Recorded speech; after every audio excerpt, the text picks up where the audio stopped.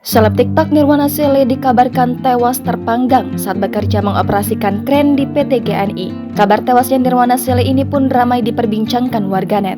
Banyak yang merasa sedih setelah mengetahui kepergian Nirwana Sele.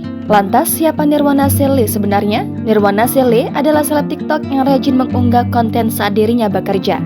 Dia juga mempunyai 8.000 followers.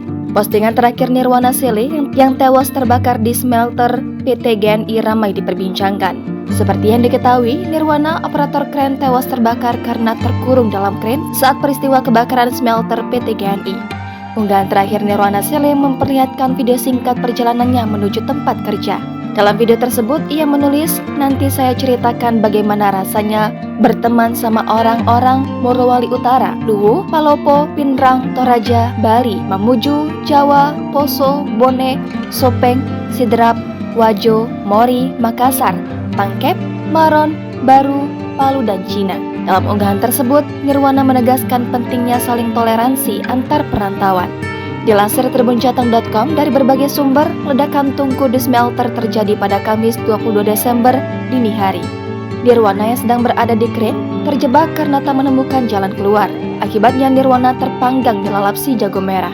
Dilansir tribunjateng.com, dari Tribun Palu, Koordinator Eksekutif Jatam Sulawesi Tengah Muhammad Taufik menyoroti insiden kebakaran yang menewaskan 2 karyawan tambang nikel PT Gunbuster Nickel Industri atau GNI Morowali Utara. Tungku smelter PT GNI meledak hingga menewaskan 2 karyawan diduga karena kelalaian pekerja.